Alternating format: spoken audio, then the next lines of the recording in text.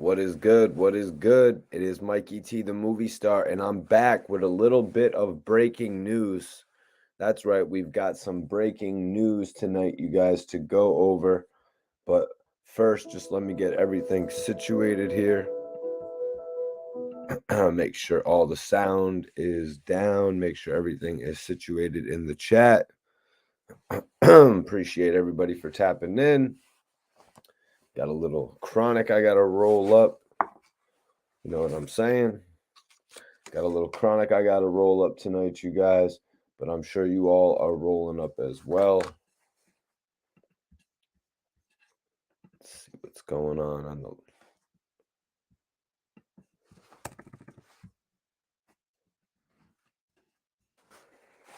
What do I got tonight? I got the apples and bananas, you guys. Apples and bananas on deck. I just finished the Collins Ave, so I had to grab some apples and bananas. Pretty decent strain. It's like 19%. It's like 19%. It's all right. What it do? Dallas is in the building. Salute to my brother Marcus in the building. I'm about to roll up so we can get started tonight. A little bit of breaking news. Little Boosie badass going at it, man. Boosie going at it with NBA Youngboy now.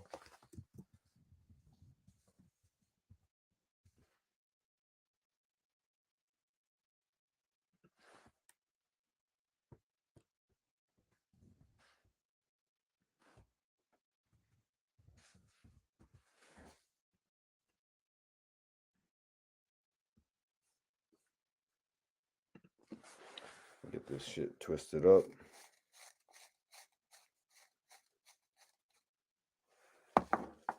Appreciate that, man. Yeah, I had to go get a cut. I had a major interview today. And I saw that my boy actually had an opening. So I'm like, let me go get a cut. Because my boy has an opening. And honestly, I was like, let me look right for this interview. But you know what? I could have just rocked the beard and all that. But I was like, let me get right for this interview because this is actually a major interview, you guys. But what crazy news! What crazy news that we're gonna get into tonight about NBA Youngboy. He he got dissed again. NBA Youngboy got dissed again.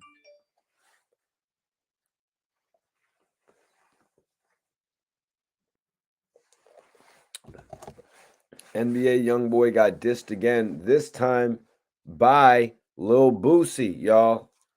This time by Little Boosie, actually. It's pretty crazy.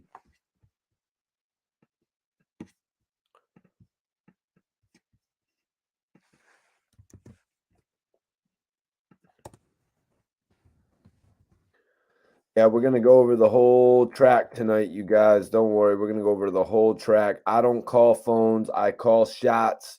That's what NBA Youngboy had basically told Boosie. He's like, yo, call my. He's like, he actually said, a line about Little Boosie on the I Hate Youngboy track. Louis Peasy, salute tap for you tapping in, man. What did he say? He said, don't call my phone, bitch.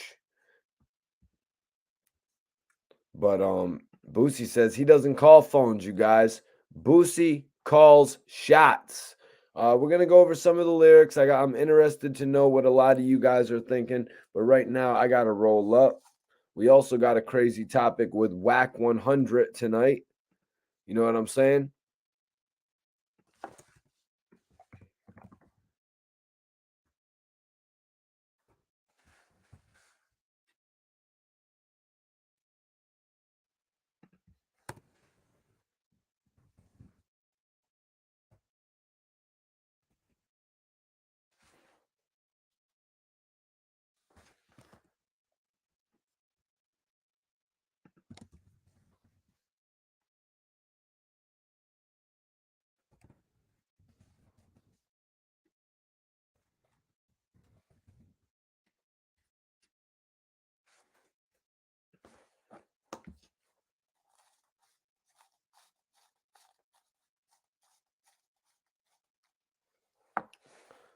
Yeah, bro.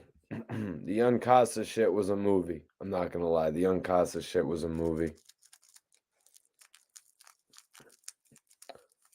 Planning my next watch along now, actually.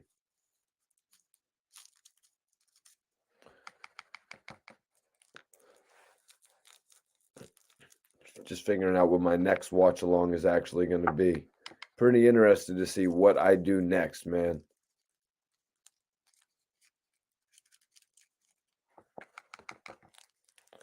Pretty interested to see it. If anybody has any suggestions, just put it in the chat.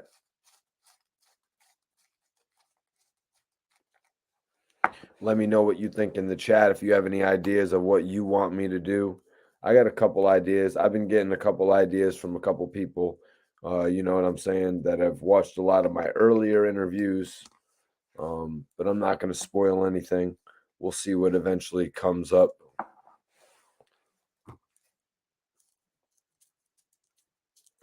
We'll see what eventually comes up in the near future. I got a couple that I want to premiere with you guys again.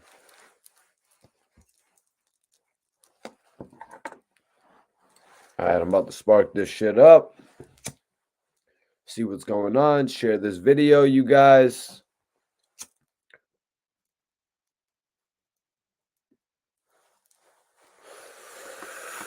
Share this video on your Facebook, on your Instagram. You know what I'm saying? Share this video on your Twitter, whatever social media you use. Let's get the word out that we're talking tonight.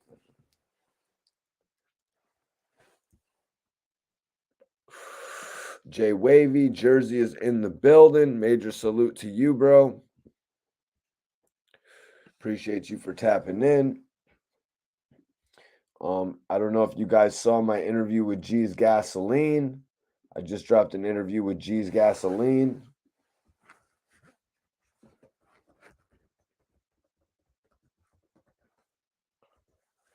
G's Gasoline was actually speaking on working with Bobby Shmurda, actually meeting him in jail, meeting Pop Smoke before he blew up. Really classic interview. U.S. Virgin Islands is in the building. Appreciate you for tapping in, man. Appreciate you for tapping in. We got some great topics. Tonight, I am smoking the apples and bananas, you guys. Finished up the Collins Ave. So now I'm on some apples and bananas. Pretty sweet, I'm not going to lie. Let me know what you all are smoking on, but be sure to hit that like button and share this video as we get started tonight.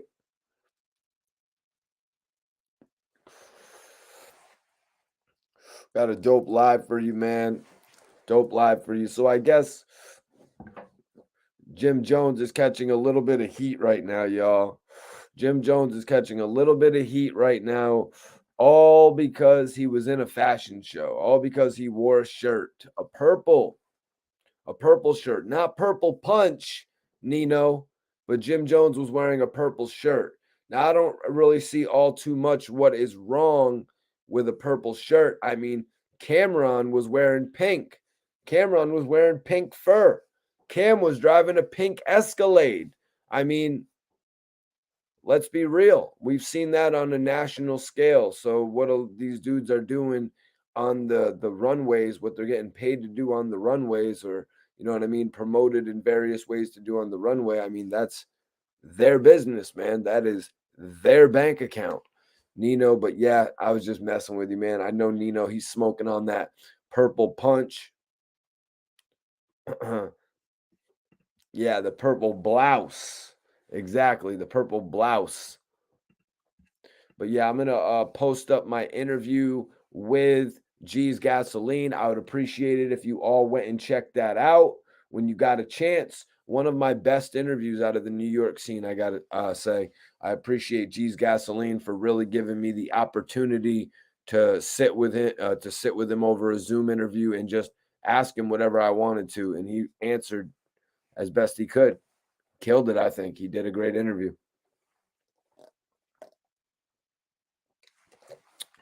But I shot another interview today, man. I'm just working this year, man. I'm just working. We got some shit to talk about tonight. Couple topics, plus anything that you guys want to bring up in the chat, of course. but we got a couple topics to speak on tonight. Wack 100 on Clubhouse once again going off on Jim Jones. I haven't really spoke too much on that. Jim Jones is somebody that I have respect for. You know what I mean? I've followed his career, obviously, since he came up on the independent market with Dipset. You know what I mean? I really have followed his career since back then. And more recently, Wack 100 has had the whole internet on smash. So you really can't help but to follow his career. Now, we've seen Wack diss some people who we really loved back in the day. You know what I'm saying? Master P, the No Limit scene. Wack 100 just took that whole scene and sort of flushed it down the toilet. You know what I mean? Saying basically that Master P was broke now and that his label got taken away from him and whatever else he was saying in all those blogs and shit like that, all over a interview with Nick Cannon. Maybe it was a little bit deeper than that. Maybe back in the day, Wack 100 was trying to sign one of his artists with No Limit, because it seems to me like it's got to be a little bit deeper than just somebody, having a conversation with Nick Cannon. What is popping, man? Real Prophecy. That means New Jersey's in the building. Let me know what you're all smoking on. I'm smoking on a little bit of apples and bananas as we get ready for our live stream tonight. Everybody can focus in, you know what I mean? Salute capital third letter C. Everybody can focus in if they want on the fact that Jim Jones is getting clowned now over a blouse. But what this really, boils down to is the fact that Wack 100 has a dislike for Jim Jones. Yesterday, we were just on live talking about the fact that, Wack 100 was not dissing Pooh Shiesty. He was pulling the reins on dissing Pooh Shiesty because of the fact that he knew his father. Wack 100 literally said, if I didn't like the kid, I would crucify him. So something happened, you know what I mean? And I don't get it, because Jim Jones was one of the early artists to actually work with the game. You know what I'm saying? Jim Jones jumped on that Game remix, or what was it, y'all? Like, who jumped on whose remix? Nonetheless, it was a record that G Unit didn't really clear. You know what I mean? I think the Game didn't make it on the album. He only made it on the music video version of the track. It was Certified Gangsters. What was it? The remix or something, you guys? It was a record that the Game wasn't cleared for, and he was not featured on the album. And I feel like the Game was upset about that. He felt like, yo, Fifth, you're hindering my career, big dog. You're not letting me be on Jim Jones's album that's about to sell some units. You're messing up my career. Little did the Game know he was going to go on to sell 500,000 units in a single week. 50 was only thinking of the Game's best interest. He's a businessman. I hate the fact that I had to waste some of the smoke that I was supposed to inhale to explain that. Yup, the Game jumped on Jim Jones' songs, Certified Gangster, and it was really a lot of people's first look at the Game.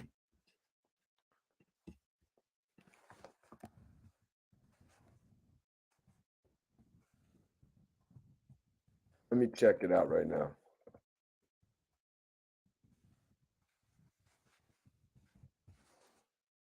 Let me see. Yeah, I can't find an official date, you guys. I don't want to take away from the stream too much. Yo, what's poppin'? Ethan, appreciate you for tapping in. Yeah, we're going live tonight. We have a couple different things to talk about.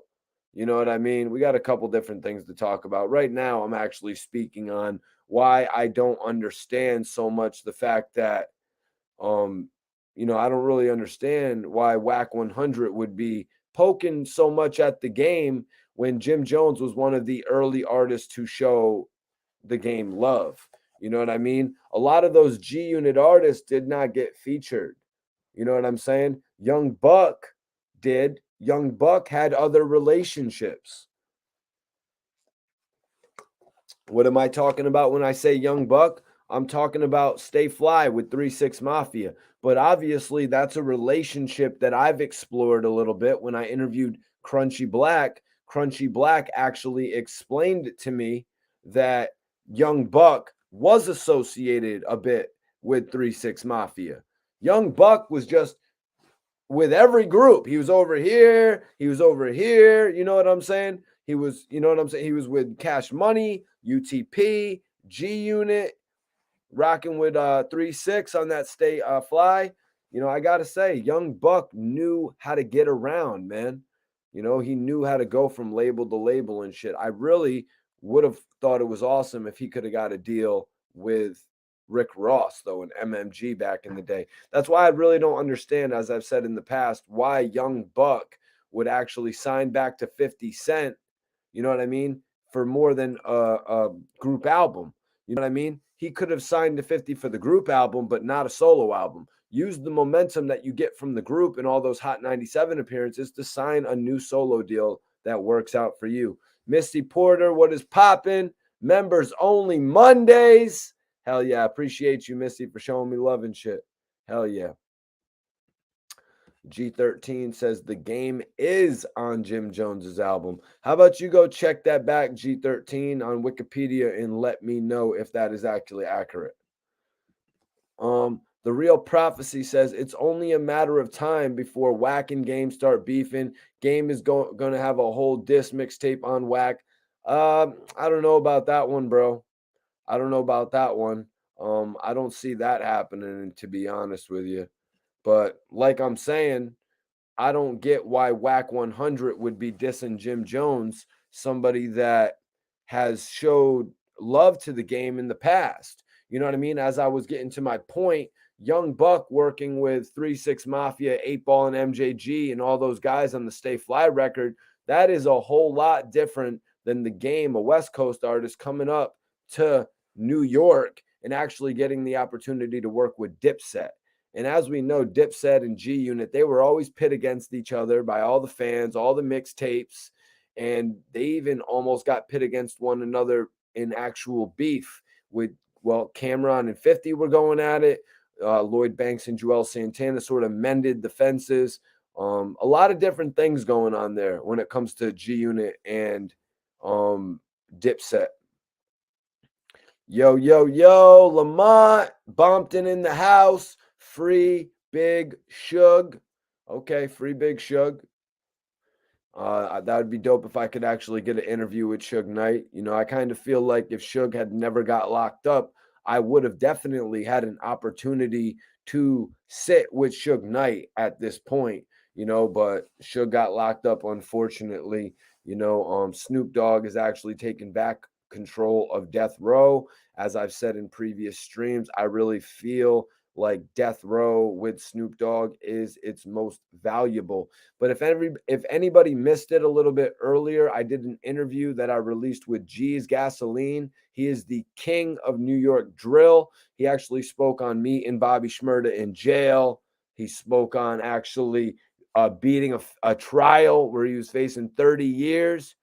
He spoke on making no twirl zone. So hit that link. It's pinned up right now if y'all want to check it out. The Real Prophecy asks, who do you got, Mikey? The unit or the set? Well, you know, I'm more of a G Unit guy, to be honest with you, man. I'm more of a G Unit guy when it comes to the lead figures. I like Fifth more than Cam. I'm more of I like Buck. I like Buck. Well, I really did like Buck. His 2 first albums were amazing. Banks was cool. Yayo was my favorite in G Unit, but also I like the side projects from G Unit. Share this video, everybody. Yeah, we're talking about NBA Youngboy tonight. Breaking news: Little Boosie dropped a diss song. I like the side projects from G Unit as well, though. You know, the Mobb Deep, you know, the MOP, Mace, you know what I'm saying? All the shit that they did with the G Unit soundtrack, all the different projects like that. Yeah, I'd say G Unit, man, because those side projects I liked more than, say, Hell Rel, J.R. Writer. You know what I mean? 50 was doing some cool ass shit. Too bad he really couldn't bring those legends up. You know what I mean? He got a shot with the Mobb Deep project. It really just underperformed. The album sold about 110,000 copies in the first week. Nino says, I got to go with the Billies, the set, Dips. Yo, I don't blame you, man.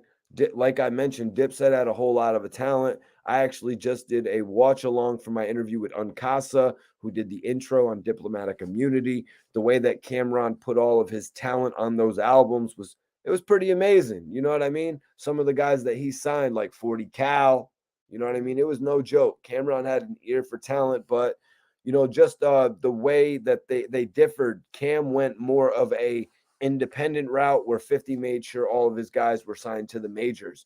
Cam had, like I was just saying, Jim Jones actually went from being a independent artist to being a major solo single artist back to being an independent artist. Yeah, everybody, check out the NYC drill rapper G's Gasoline. Check out what G's Gasoline has to say about Wack 100 exclusively on this channel, you guys. I've got my interview with G's Gasoline posted up if y'all want to check that out.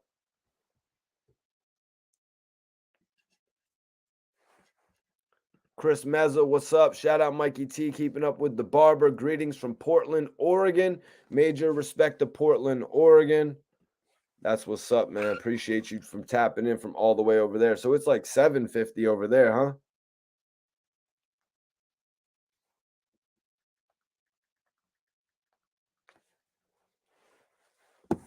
But yeah, man, I appreciate everybody for tapping in tonight. We got some topics to speak on, man. But first, we're getting into this topic of Wack 100 and Jim Jones.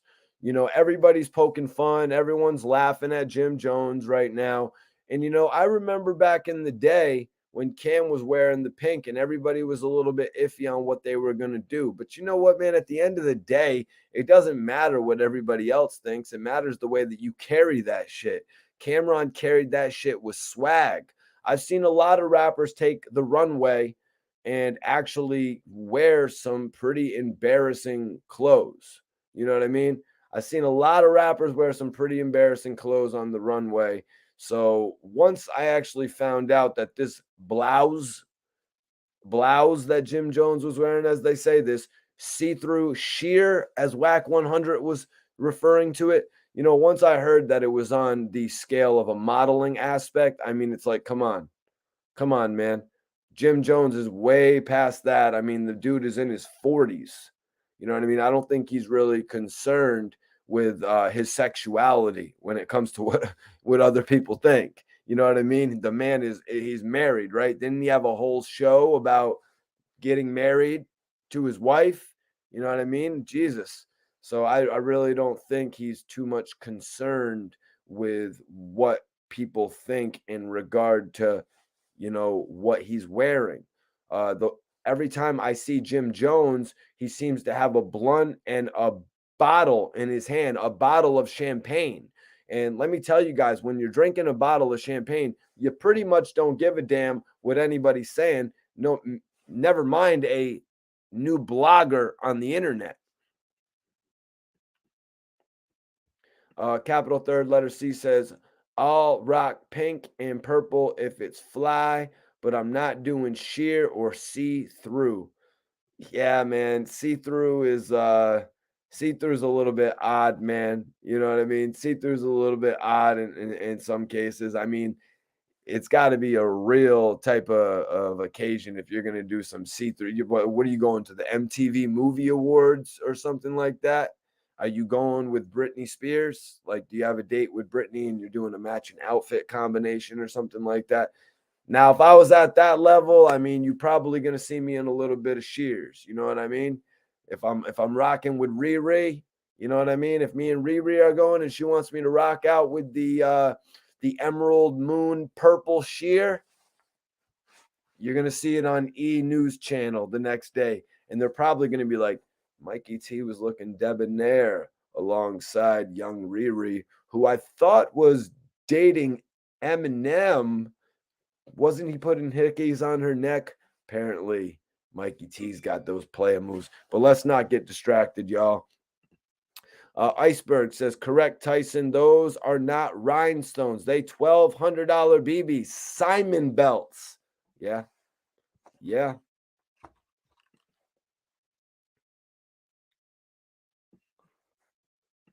Let me see. Okay. 5-6 in the building. Appreciate you. Appreciate capital third letter C, bro. If I'm Riri, it's got to be. If I'm with Riri, it's got to be. You know what they say.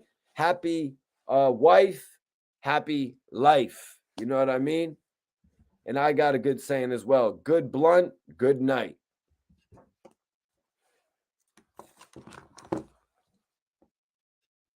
Let me see. Real prophecy. That means we're talking to Jersey right here, my brother. Mikey, tell these rappers stop that Andre 3000 swag. That's only his. Yeah, man. Andre 3000 is a trendsetter, though. You know what I mean? But you don't want to be running around like Andre 3000, like from, you know what I mean? From the, you are the prototype. Now, Andre 3000 is a trendsetter, but some people, they don't want you to dress like them, man. It's like, let me be me. It's like, let me be me. Ken C says, happy wife, happy life is the worst saying ever. Not if you're married to Rihanna, bro. I'm just being real with you. Not if you're married to Rihanna. Just keeping it real with you guys.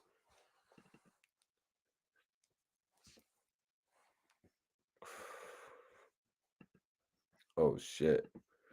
Oh, shit. Just give me 1 second, you guys. Everybody hit that like button. Everybody share this video. But more importantly, I want to know before we get started, man. What is everybody smoking, man?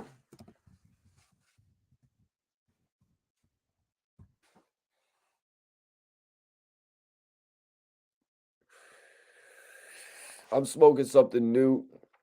I haven't had this in a minute. I'm smoking on some apples and bananas cookie strand. Yo, Joy, I like girls whose breath stink, bro. Just letting you know. Real Prophecy says the Lobbies Boys project did well.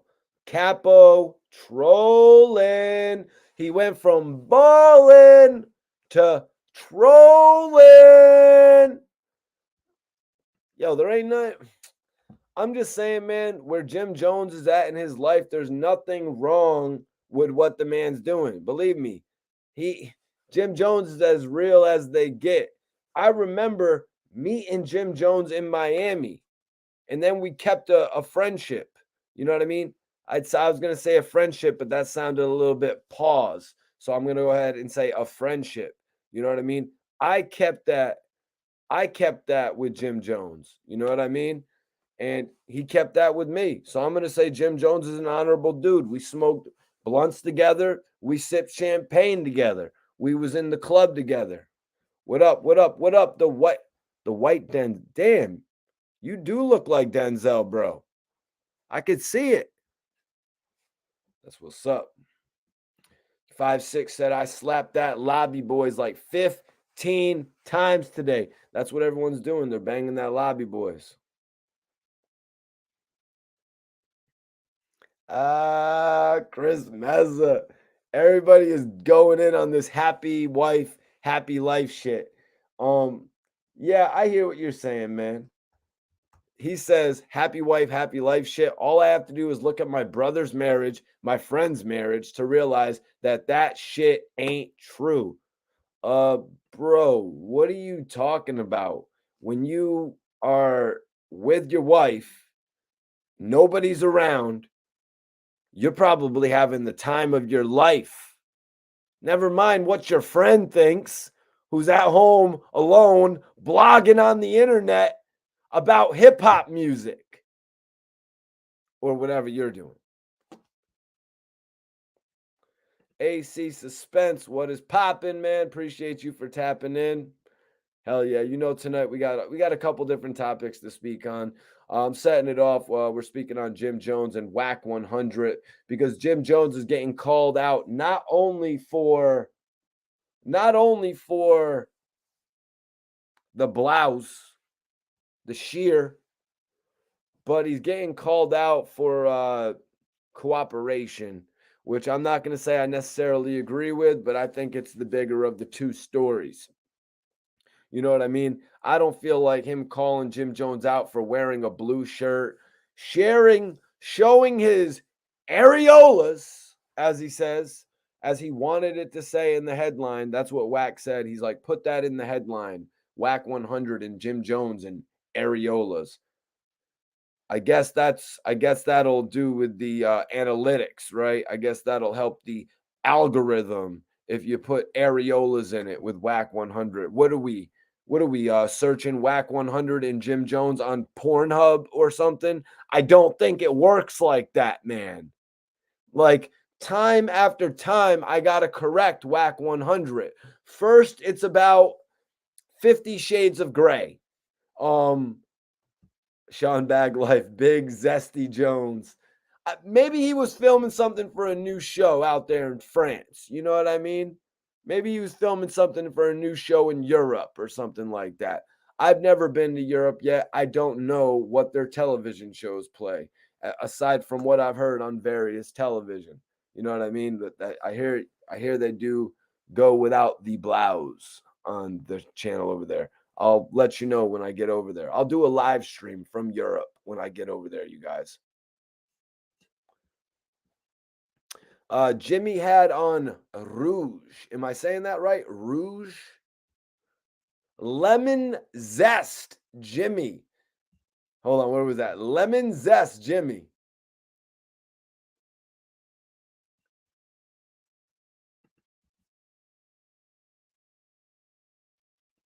Yeah, no, man. Nah, hell no, man. Hell no. But it's kind of like nowadays sometimes the female section, like we've heard about it from way back in the day. I even did an interview with Gilly one time about it. Oh man, I really don't want to tap in on this because a lot of people actually do shop in the female section. You know what I mean? They sneak over there in the female shoe section. They sneak over there in the female belt section or the female vest section. It's just not something I ever thought to do. You know what I mean? Why? Probably because in my life I was not really concerned with buying clothes. You know what I mean? I was more concerned with having a few dollars in my pocket so I can make it to the next day and eat and you know what I'm saying? Like live. I wasn't so much caught up with buying all the clothes. I really never got where everybody got all that money to buy because I wasn't because this is like when I'm whole nother story, man. I just wasn't caught up on the clothes. More recently, yeah, I'm a little bit caught up on the clothes. You know what I mean? Ever since I did my whole thing in Miami, rocking out, Purple City Blouse Gang. It's that Purple City Blouse Gang. I like that, man. Vamp Life sleeveless turtlenecks coming fall 2022. You can get them in 3 different editions: the light pink, the bright pink, and the dark purple. Ken C says he paused for everything but his outfit. Yo, share this video, everybody. And if you haven't seen my new interview with G's Gasoline, hit the link. I got it pinned up right now. It's also in the description, but I'd appreciate it if everybody checked that out, man. Because you know what? I work hard to put out the best interviews, and I just did a classic one today, y'all. But yeah, so let's get into it, man, because our first topic before we get into the main event of NBA Youngboy getting dissed by Boosie, y'all. I haven't heard Boosie in this form in quite some time. You know what I mean? Boosie sounded sinister. Boosie said, I'm not even going to get into the lyrics yet because you guys know how I do, man. You know, but the record was called I Don't Call Phones, I Call Shots. Don't log out of the video just to go listen to it. You're here with Mikey T, the movie star, right now. I hope you've already heard it because right now is the time where we're supposed to be sharing our thoughts on it. But this whole thing with Boosie and NBA Youngboy, it catches me by surprise because years ago, I'm gonna say years because NBA Youngboy has been doing his thing. Boosie was on Vlad's channel, Vlad TV. You know what I'm saying? And Boosie was speaking on NBA Youngboy. These guys come from the same area. He given advice to NBA Youngboy. And that's why this is catching me so off guard that there's actually now a diss song. But if you're going to involve Boosie in your beef on the track that he did, I Hate Youngboy, where he was dissing Durk, and he involved Boosie, he involved Gucci, and he involved Lil Baby's whole label. If you're going to involve them, I would expect a response. Maybe not from Gucci, maybe not from Little Baby yet, but you're going to get a response from Boosie. Now, I say yet because the response from Little Baby is going to come in all sorts of ways. We see NBA Youngboy, he's doing a whole tape with Da Baby now. Don't expect there to ever be a tape with NBA Youngboy and Little Baby, just based on what he said. The 4PF, he took a shot at him he shouldn't have taken. Gucci Man, don't expect to see a tape with Gucci Man and, you know what I mean? And NBA Youngboy. Don't expect Gucci to be featuring on From the Bayou too. So that's a major missed opportunity right there. Ooter, Luger. Yo, bro, let me know what you thought of my interview with G's Gasoline, man. But yeah, I appreciate you, man. Stay in tune with me, bro. The Real Prophecy says, I'm surprised because Boosie always said he don't do diss raps, but it's going to help Boosie because NBA is hot, I guess. Well, we're going to get into everything in regard to the Boosie diss track because Boosie brings up the fact that him and NBA Youngboy have done records together. But where are the records? Where are the records? You know what happens when you release records that they don't want to release? Records have to be cleared. I know everybody in the chat knows about records being cleared. Boosie brought it up in his song. I would have never thought this to be the case, but Boosie is letting the case be known, and we're going to go over it all tonight. But baby boy, what's popping? Capital third letter C says, I hope all this distance stays on Wax. Well, bro, let me tell you, man, I don't know if you're tapped in with NBA Youngboy's YouTube channel, but NBA Youngboy is now doing live performances on his YouTube channel from inside of a room. It's very creative. It kind of reminds me of the old sessions that they would do like on AOL or on any old platform like that, you would imagine they would generate a bunch of views. NBA Youngboy is a smart individual, man. He's doing a hell of a job on his career. So I just want to say that in regard to what you said, capital third letter, because it seems to me like he's more focused on his career than actually throwing hands with dudes. Now, if these guys end up at a festival together, like that we've seen happen a couple times this year, something could happen. But NBA Youngboy is still going through a whole case. He's still on house arrest and he can't move around. Capital third letter says, nah, I don't like Youngboy's music. No disrespect. Yeah, man. Youngboy's not some people's cup of tea, but Little Durk is not some people's cup of tea. Everybody likes what they like, man. Like one of my friends is more of a Little Durk guy than NBA Youngboy. You know what I mean? A lot of the fans are more into NBA Youngboy. It's evident when it comes to the record sales. My man Iceberg, who is the not only the godfather of the chat, but he's also one of the fashion godfathers. He says, I rock purple, lavender, turquoise, pink, whatever. I see absolutely zero issue with what anybody is wearing at a fashion show. If y'all so fresh, why y'all wasn't there with us? Yeah, man. You can't really take issue at what somebody wears at a fashion show. You're not even taking issue with the designer. First of all, you're going to take issue with the guy walking out and modeling it. You know what I mean? Like, it's kind of ridiculous. I think Jim Jones has been in places that some of these guys jumping on their computers and talking in with their wall behind them have never been or could never dream of being. You know what I mean? I'm talking about shopping in Milan, shopping till you drop in Milan. You know what I mean? Type shit like that. Like type shit that we seen in like the 50 Cent and Mace window shopper video. You know what I mean? Like dudes to take shots at somebody just because they're at a higher level of living that they've earned, it's just disrespectful and it's demeaning. You know what I mean? It's like, why take a shot at another person who's thriving in the industry? Why not have him on your damn podcast? Jim Jones, I think, would have came on Wack 100's podcast if he didn't churn up all this bullshit. You know what I mean? And he would have given him the real story, you guys. Because when I met Jim Jones, y'all, Jim didn't want to give me an interview. You know what I mean? I had to talk Jim Jones into giving me an interview. I was like, screw that, bro. No, screw that. Just like I was with 50 when I met 50 face to face. I was like, yo, Fifth, could we get an interview? And Fifth was like, yeah, then Fifth was like, nah, we can't do it because I just turned down channel 12. I was like, nah, 50, man. I'm a dude that's been here. I bought your first album. I'm a dude that's been repping here since before you were nothing. You know what I mean? Before anybody knew you were gonna blow up.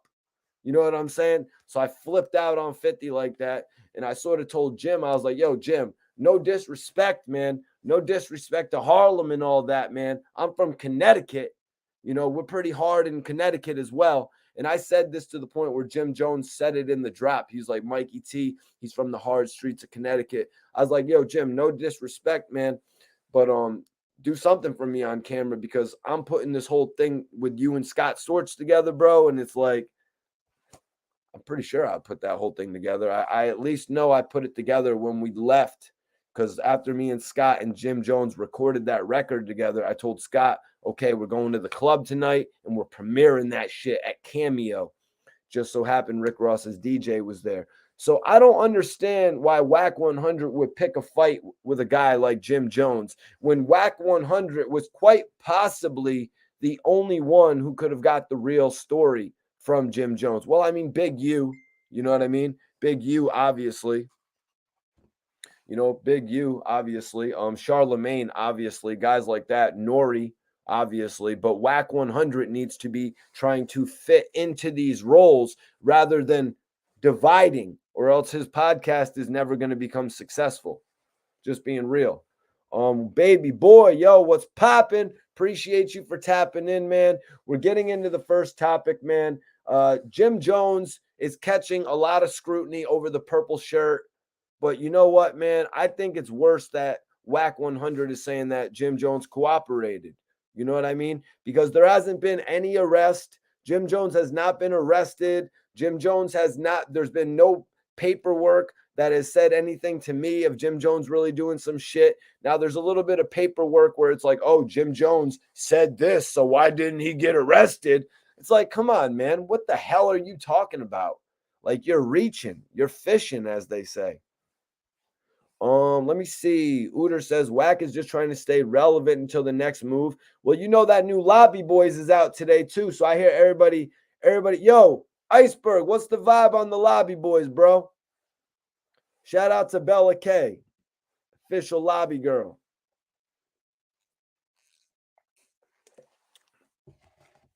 But yeah, let's get into this, man. Let me see where. So Wack, Wack commented on this picture of Jim Jones in a purple shirt. A purple shirt really shouldn't be that off, to people because, but of course, Wack had to go off on Clubhouse. But I'm just saying, like, a purple shirt really shouldn't be that off. Let me see if I got purple shirt. I would have to stand. Actually, yeah, I do have a purple Calvin Klein shirt. It's just a tee, though. I'm like, yo, I'd have to go look around. You know what I'm saying? Like, purple shirt. Like, come on, man. Like, purple shirt. Like, come on, purple is back in style. You know what I mean? That light green color is back in style. These neon eccentric colors are all back in style, period. I could dye my hair purple right here and people would probably think it was cool as hell. You know what I mean? So, like, the whole thing of dissing somebody on the color of a shirt. But you know what? I imagine he would probably diss him if it was blue. I imagine he might diss him if it was black. You know what I mean? Probably say it was on some dominatrix shit. You know what I mean? So it's got to be the nature of the shirt. You know what I mean? Bless the mag says Wack even exposed dudes from his own set. He has made it clear that no one is off limits when it comes to paperwork, whether you agree with him or not. Well, bless the mag. I guess you must not have missed. I guess you must have missed the most recent video where Wack said that if he didn't like Pooh Shiesty, he would have crucified him. So what is that? That says to me a man is off limits because he likes them. Not everybody is off limits. That means. Yeah, Ralph, it wasn't about a color. It was about the way the shirt looked. You guys are making me want to go get another look at this shirt. You guys are making me want to go get another look at this shirt like it was that crazy.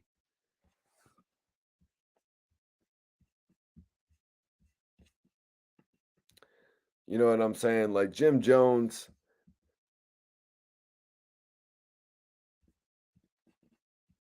Okay, there we go. Yeah, that thing looks like honestly, that thing looks like a wedding gown.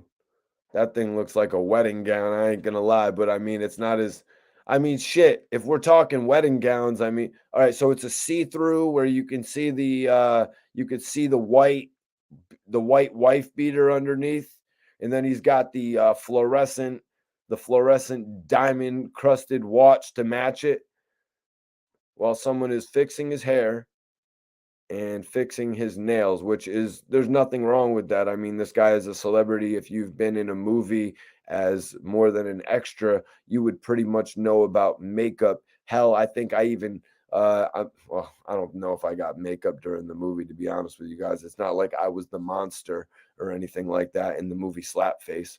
So I'm just saying makeup is a thing. Like imagine how much makeup like look at Batista from Guardians of the Galaxy. Sometimes these guys have to sit in makeup for 8 hours to do certain shit, y'all.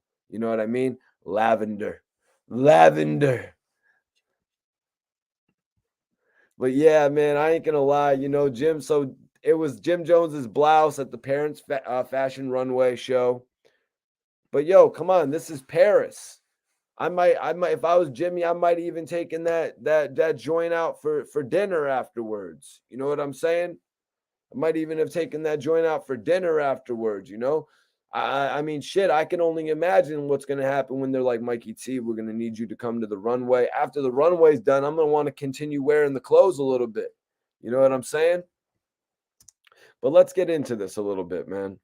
So Wack said, listen, bro, I'm just saying, I was sitting back and I was going to say, if these guys don't say something, then I know that shit is going on. And one of the guys said, when I saw the picture, like how hype he was to be on the runway. Like, who normally dudes are hyped to be on the runway, man. You know, especially these guys who are past their prime. You know what I mean? Especially these guys who are past their prime to a certain degree. The attention is not on Jim Jones like that anymore, y'all. His albums are moving 20 to 30,000 first week. So when he gets some attention, you got to imagine that he's going to enjoy it. When you are the center of intention, you enjoy it. You know what I mean? But so Wack commented on the nail polish. He said, I don't do nail polish. I buff. I buff. That's it for me. He had on pink tint. He had on that pink tint clear. Now, this whole thing right here about getting your nails done, um, I mean, I guess you got to keep your shit looking right. You know what I mean? Because a lot of messed up stuff could happen to your fingers while you're doing things out there, and your hands got to look right if you're going to be on camera. But as you guys see, I'm podcasting right now. I talk. There's my hands. You know what I mean? Wack 100 is podcasting. Why do you got to get your fingers buffed? But in all honesty, you guys, it's more of a thing of having the money to do it. Having the money to do it. Nathaniel says, I keep them clean. No shiny shit though. So Nathaniel, you actually go to somebody to get your nails done? Is that what you're telling me? Dead man, all you got to do is type in Jim Jones purple blouse on Google, brother. So just pull up another screen. Just pull up another screen and you'll see it right there. Ooh, Tyson. Tyson's here. Wack tried to get Jimmy to bite the bait on snitching. He didn't. Wack tried something new with the purple shirt. Jimmy's not biting. Wack needs a new angle. Yeah, I think, guys, I don't think Jim Jones dissing Wack 100 is going to help him sell any more records. So, yeah, I think you're right, Tyson.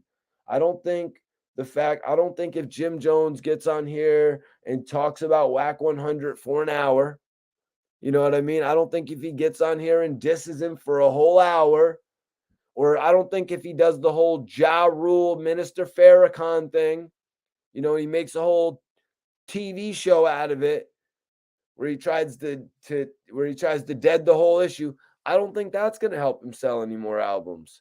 Obviously, we've had people in the chat tonight who have said that the Lobby Boys project is doing a lot of numbers. It's got momentum. So sometimes you can let the music speak, man.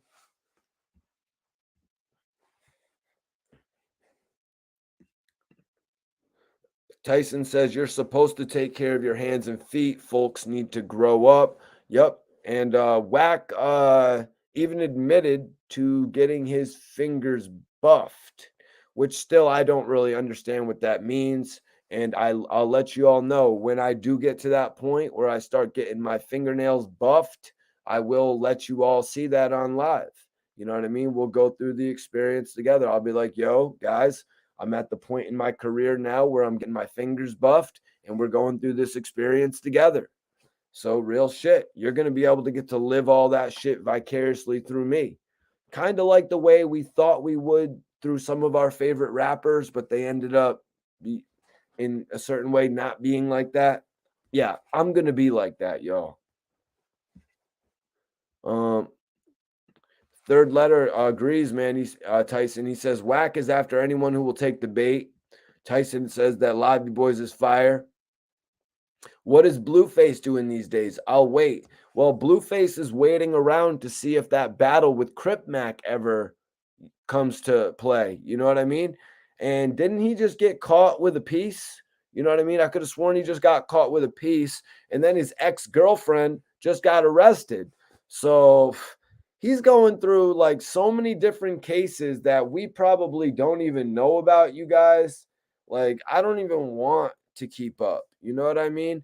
If he could have come out with another record after Busted Down Tatiana, then he would have generated some interest. Then he would be able to take care of all these problems that we're talking about. But I was watching an interview with Blueface, and I'm sorry to get sidetracked, but it's just a little sidebar. But I was watching an interview with Blueface, and he was talking about how his first record went diamond, and then he had a bunch of platinum records, and he was like, I'm still doing my thing. I have a bunch of records that went platinum. Yeah, normally, man, once you have a diamond record and then you have a bunch that go platinum, that it kind of spells out the end. That kind of spells out the end in some situations. But when I eventually get a podcast deal, I will have Blueface on the channel and we can talk about that shit in depth. You know what I mean? Now, whenever I get that podcast deal, I'm saying if it's with Barstool Sports, I kind of want to do a setup where I have it's going to be like a hockey thing. It's going to be like a hockey thing where you get a penalty box. So if any of the rappers ever want to engage with me, they can come over and hit the plastic, you know what I mean? Like a penalty box type shit. But they can't get at your boy. That's going to be the whole get up from my show. It won't even cost that much to make the set.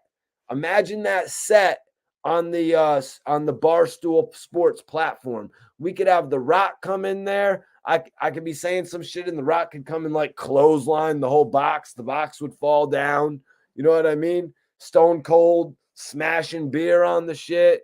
You know, I'd have like all different types of guests in there, man.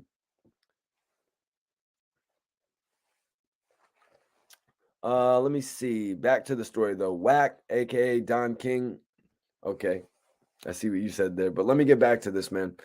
So someone asked, like, why are you looking at his nipples? Wack said, that was through shears. Someone said, like, Wack was like talking about it. So hold on one second. Wack continued, that dude was all of it with a purple sheer turtleneck.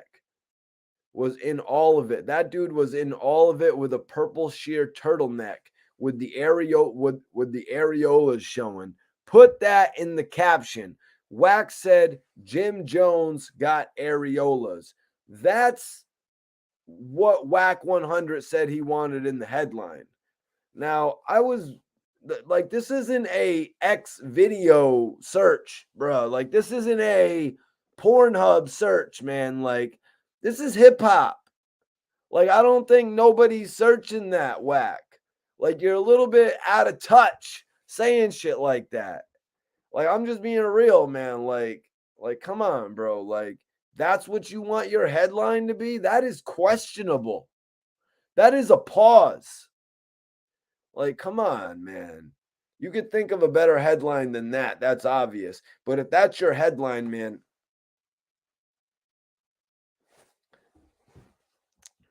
So someone asked from there, you know what I mean? After that, I'm glad somebody said this because it's like somebody's got to call this shit out, man.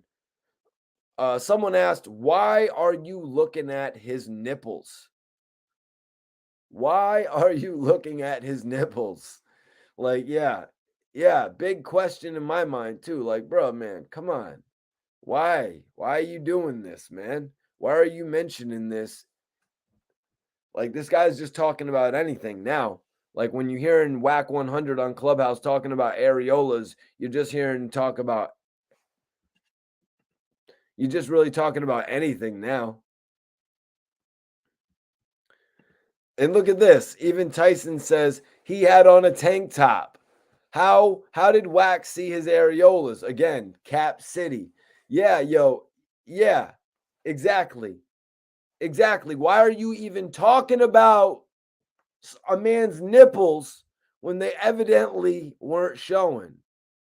You know what I mean? It's just kind of it's questionable, man.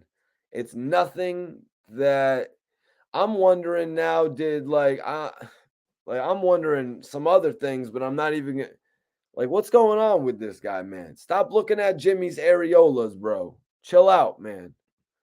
The man's like 40 plus years old now, man. Wax like, damn. Wish I could have got a glimpse at those when he was in his prime, when he released ballin'. I'm just saying. So Wack says that was see-through shears. That was see-through shears. Now someone goes, is Mano his manyo? Wack goes, that's a bar. Is Mano his manyo?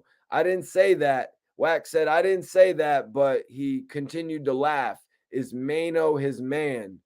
And you know, sometimes it doesn't matter, like if you know you're the one who said it. You know what I mean? Like Wack 100, you're the biggest man on that clubhouse. You're the biggest one on your podcast. So when you say it, it becomes the loudest. So when you repeated that dumbass lyric that whoever made it up in that clubhouse, you repeated that, you just gave it a bigger voice. You know what I mean? And Mano isn't somebody that you want to get on the bad side of when it comes to the industry politics. I mean, the guy has a big platform. You know what I mean? The guy has a lot of reach. You're already disrespecting New York with Bobby Shmurda. You're dissing New York with Bobby Shmurda, telling everybody not to be fans of Bobby Shmurda. And now you're freaking doing this. Now you're going as far to now you're going this far to actually diss Mano and Jim Jones when the Lobby Boys movement is big as hell. Like, what the hell is going on, man? What the hell is going on? You should have pulled in the reins. You should have had the lobby boys. You should have flew them boys out to Cali. Been like, yo, we're gonna do this promotional run right for the lobby boys. I wouldn't be shocked if we see the lobby boys on For the Record. I wouldn't be shocked if we see the lobby boys on For the Record with Academics. Academics could capitalize major off of this right now. Major, he could capitalize off of this. So Wack said his whole mental changed. Oh, hold on. I got to address this. Because Wack goes, that's a bar. That's a bar. This is the guy that's been claiming. This is the guy that has been claiming to have been the executive producer for the game's career. And now he's telling me it Mano is your man is a bar. That is not a bar. That is a weak ass bar. That is something that if I would have ever written in my notebook, I would have tore out the freaking page. You know, some rap is just embarrassing, man. Some rap is just embarrassing. Some people, it's evident why they're on Clubhouse. Some people, it's evident why they're bloggers and they're not rappers. Please, only rap in your car. Only dance like Bobby Shmurda in your car when nobody's looking. Don't even do it in front of your significant other. Please. Actually, I'm just playing. You could do it in front of your significant other. She's cool with it. No.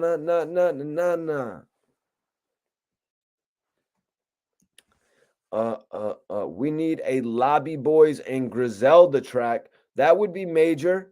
You know what I mean? They need West Side Gun, and then they need Conway, and they need Benny the Butcher. That would be a solidified track. I'm surprised they don't have that on the new album, man. But so let's get into this, man, because I had to address that whole bar shit because that really makes me feel like a little bit less than somebody who has actually sold music before. That makes me feel like less than an A&R when somebody who is in Wack's position is saying that that's a bar. You know what I mean? Like, you should have just said, yo, shut up, man. This is about Jim Jones. It's not about Mano. That's exactly what you should have said. Not fucking feed this guy Viagra on his idea. Yeah, that's some good shit. No, you just dissed Mano now. Now you're feeding this guy's ego. Oh, that's a bar, man. That was not a bar.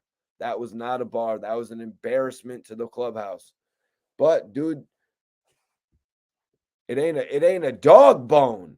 That ain't nothing, man. That's like a wannabe. Exactly. Imagine seeing me dancing like Bobby Shmurda.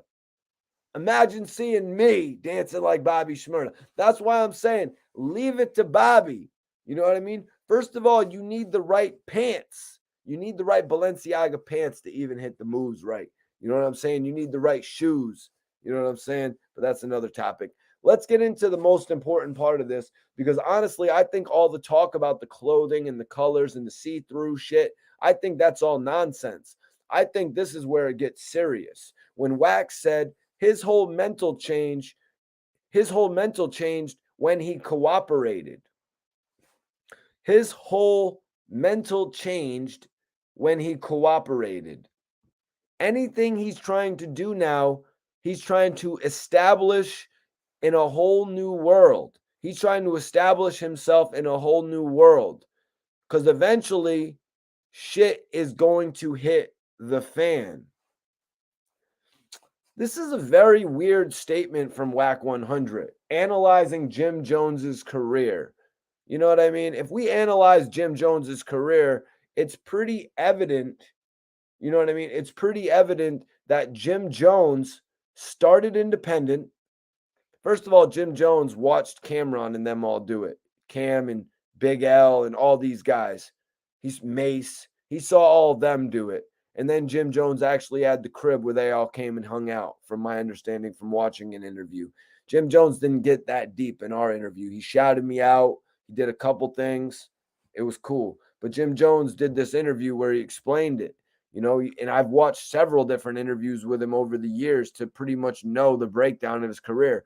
He got an independent deal with Koch based on what was going on with Dipset. He wanted a chance to be a solo rapper. He got it. He aligned himself with some of the best songwriters, Max B, Stack Bundles. You know what I'm saying? Other people that I'm not going to shout out because they try to backdoor me and they want to do interviews back in the day, but they don't want to do interviews now. So they can get off my nuts. You know what I mean? I ain't shouting out people I don't need to shout out. Period. You know what I'm saying? So Jim Jones got his whole shit together. Jim Jones got his whole situation together, and he put out a very successful album on an independent label, a couple of them, but he had the one that blew through the roof. You know what I'm saying?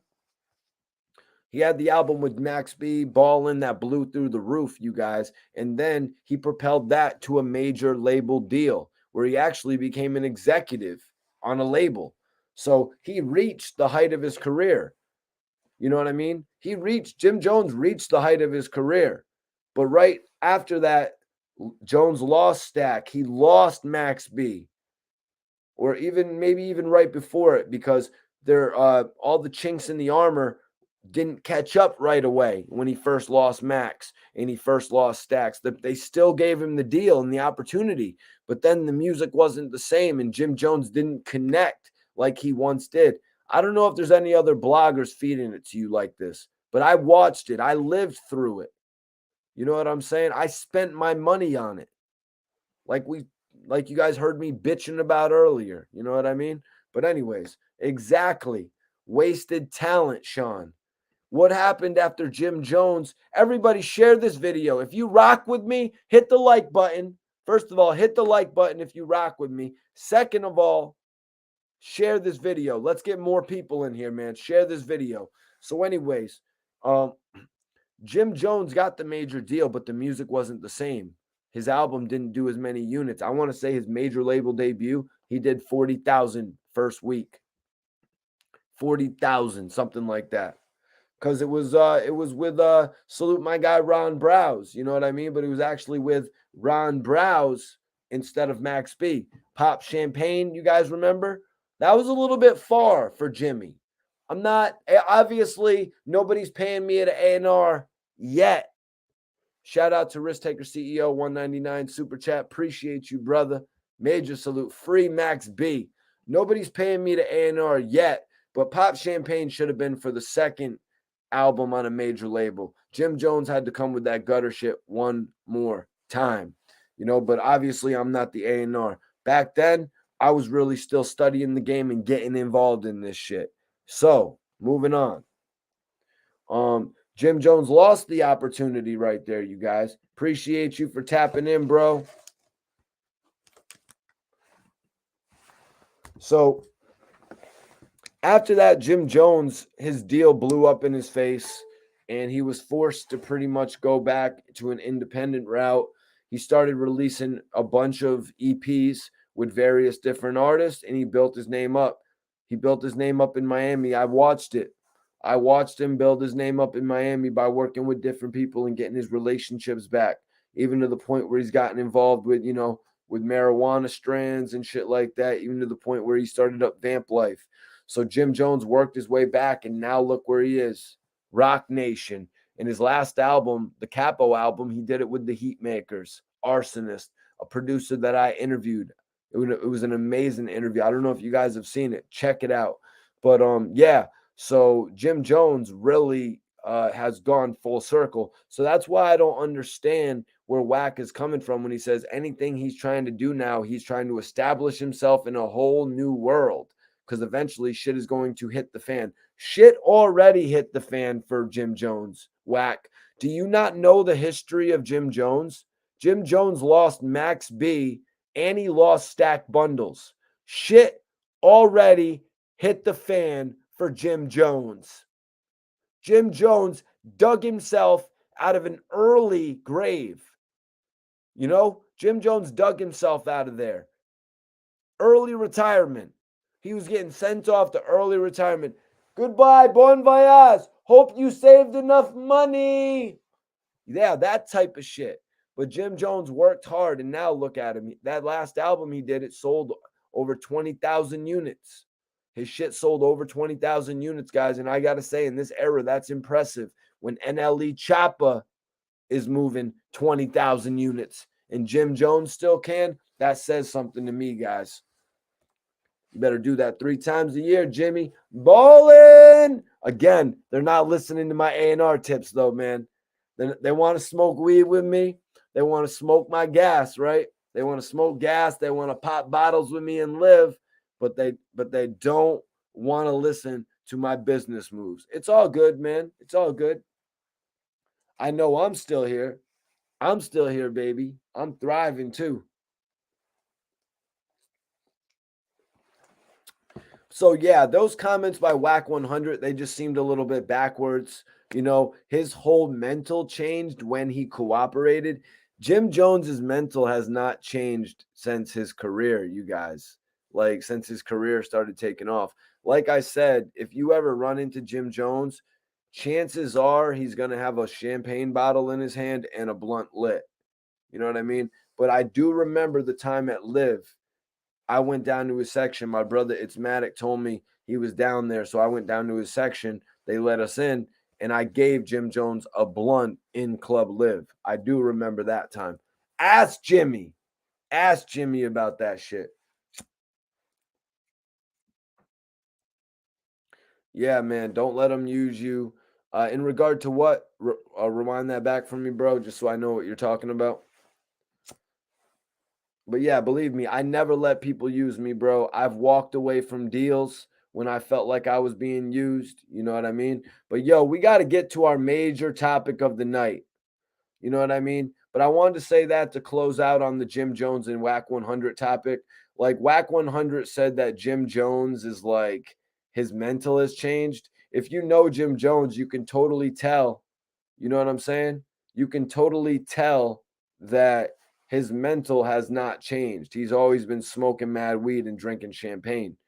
You know what I'm saying? Like, so I don't really know where Wack 100 is going with that unless he doesn't really smoke or drink so he wouldn't really understand it. It's really, really, really annoying when people who don't smoke or drink try to understand it. You know what I'm saying? Pretty freaking annoying to me, at least. It's like, bro, why don't you just have a smoke?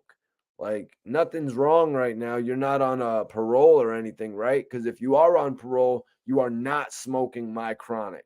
I always been like that with people. If they, yo, you getting piss tested, right? So you ain't smoking with me. If you're getting piss tested, you ain't smoking with me. Period. I don't want to hear it.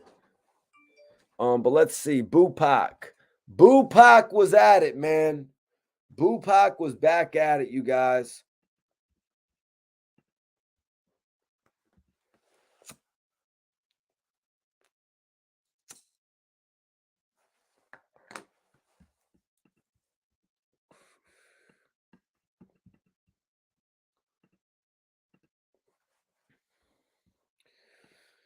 Yeah, Tyson, man. Yeah, Jim Jones did it to himself, really. Yeah, by not putting Max B and Stack Bundles in the right position.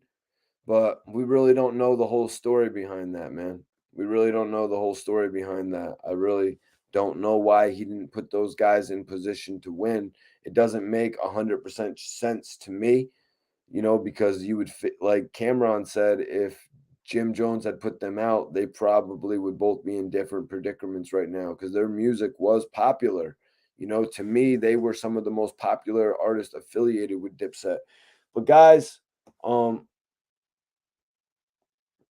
I want you to check out my interview with G's Gasoline. That's right, it's pinned up. G's Gasoline spoke on meeting Bobby Shmurda in jail, Pop Smoke, Nas Blicky, 22 G's. We really speak on everything, man. But the breaking news tonight is actually Boosie. Boosie dissing NBA Youngboy, you all. That's right. We know what happened a few months ago, or not even a few months ago. What was it? 2 weeks ago, max? 5 days, 10 days ago? NBA Youngboy put out the song. He put out the song I Hate Youngboy, where he said, feel like Boosie don't even like me. Bitch, don't call my phone. F you. He said, feels like Boosie don't even like me, bitch. Don't call my phone. F you. Now, when he recorded that, I was like, yo, you are bugging. You are bugging. First of all, Boosie is an ally of yours. Boosie's from your own state. You know what I mean? Like, usually, you know how it is. I be doing the podcast with, the Philly guys and shit, SV Twiz. Usually when SV Twiz is talking about anything related to Philly, it's always Philly or over anything. You know what I'm saying? So I don't really see why it would be a different sense in New Orleans. You know what I mean? So I was really taken back when this dude disses Lil Boosie, but Boosie did have a record with Lil Durk. Boosie actually had a record with Little Durk, I want to say last year. So maybe him and NBA Youngboy could have been out of reach. Maybe they could have been out of touch, you know? Honestly, maybe they could have been out of touch. So that's why NBA Youngboy said, feel like Boosie don't even like me. Bitch, don't call my phone. Now, the term bitch, you guys, it's not like how we use it here on the East Coast, or probably how like you use it in Cali, or how you use it in Chicago, or how they use it in Michigan. In New Orleans, from what Hot Boy Turk has told me on multiple occasions, um, they use the term bitch. They call each other bitch. They're like, yo, what up, bitch? Like as if they're not like you're talking to your girlfriend, even like how your girl could like being called a bitch sometimes. You know what I mean? No, a guy will call another guy bitch. A guy will call another guy a bitch. You know what I mean? And it's like they're talking as if they're friends. They're just talking as if they're friends. So that is exactly risk taker. What up, bitch? Is it what up, bitch? Or is it a little bit pronounced a little bit lighter than that? Or bit? Yeah, Hot Boy Turk broke that down for me, you guys. Share this video, everybody. Don't bring up no hater ass shit in the comments, man. Spread love in the comments. Facts, knowledge, you know what I mean? Positivity. Most loved YouTuber in the building. Capital third letter says facts. They use it like homie. So I don't want to emphasize, here when he says, bitch, don't call my phone. It's more of NBA Youngboy feeling like that Boosie doesn't mess with him. Boosie had done a song with Little Durk. I don't want to get off the stream for a second. So if anybody looks it up, I believe it came out in 2021. Look it up. Tell me the title. It was Boosie and Durk. Now, Gucci just did a song with Durk, Rumors, and Gucci caught hell from NBA Youngboy as well. That's more suspected. I mean, Gucci's from Atlanta, Alabama. You know what I mean? But Boosie's actually from where NBA Youngboy's from. And Boosie is now the first one to actually respond. Boosie is the first one to actually respond. So the timeline of these tracks, you got Aha, it was followed by I Hate Youngboy, and now we've got the joint from Boosie, I don't call phones, I call shots, because NBA Youngboy said, don't call my phone. So Bupac was on it, you guys. He did the song I Don't Call Phones, I Call Shots. It started off with that. It said, I don't call phones, I call shots. First and last time I'm speaking on this. First and last time I'm speaking on this. And I'm sure Boosie, I think Boosie said he was doing an album to go along with everybody else's. I'm not sure if he released it or pushed it back. I mean, because I know Durk pushed his album back after saying he was dropping alongside Kanye West. So I'm not sure if Boosie pushed his back, but it seems like the perfect time now for Boosie to actually drop the album. That's why he's dropping this song, man. He said, Boosie, bring the dog. I'm lethal like that fentanyl. If anybody's steady enough, they gonna fall. Shit, we lost plenty, dog. I was yelling from behind the wall. My bitches never talked about. My bitches never talked about. That's where I pretty much first got the first glimpse of a diss. My bitches never talked about. Because Little Durk in Aha actually said, I told King Von that bitch was on OnlyFans. NBA Youngboy responded saying, my girl is richer than all of you. So Durk gave a little bit of insight into what was going on with what he had told King Von. You know, he had let Von know, yo, don't trip on that girl. You can't be tripping on that girl, man. She's just looking for a come up. She's on OnlyFans trying to make a bag rather than being concerned with your needs. You know what I mean? Because a lot of dudes don't want their girls tricking on OnlyFans. You know what I mean? Especially if you're in a position where you make money. You want the girl going out getting groceries with you. You want the girl going out, going to the movies and going out to dinner with you, going to your premieres. You know what I'm saying? Being on set. You don't want your girl at home, making eggs in a thong on OnlyPage. And that's like a PG-13 concept of what's going on OnlyFans. You know what I'm saying? Gucci and Boosie, NBA don't want no war with Big Boosie. I'm shocked, man, that Boosie's the first to respond to this, but also maybe I'm not so shocked because it's got to be the most personal, being that they're from the same state. You know what I mean? Boosie had to take this more personal, but we're also going to hear why he took it more personal, you guys. We're going to hear it right here. So he said, Boosie, bring the dog. Boosie, bring the dog. I'm lethal like that fentanyl. If anybody's steady enough, they gonna fall. Shit, we lost plenty, dog. I was yelling from behind the wall. My bitches never talked about. Fresh when I be stepping out, and I'm solid as a fucking, and I missed the lyric here. That ain't how I effing rap. I'm sticking to the code, youngin'. If you felt that way, why ain't you call me on my phone number? If you felt that way, why ain't you call me on my phone number? Feel like Boosie don't even like me. Well, if you felt that way, why didn't you call me on my phone number? Boosie simply saying it right there. You got my phone line. We've seen in the past Boosie on Vlad's channel offering advice to him. So I would imagine Boosie would make sure that NBA Youngboy has his line. But as I've said before, a lot of these young boys, they don't want mentorship. They don't want to be mentored. You know what I mean? These guys don't want to be mentored just because you're in the game and you sold a bunch of records. You know what I mean? They don't need that. Yo, I'm selling records right now and I want to spend my money the way I want to spend my money. I don't need you telling me I shouldn't be renting a Lamborghini and a Phantom. I don't need you telling me rent one day and then get the next one the next day. It's not what you want to do. It's not 2002. It is 2022. I'm living the way that I want to live. A lot of rappers, you got to believe, are like that nowadays, you guys. Yep.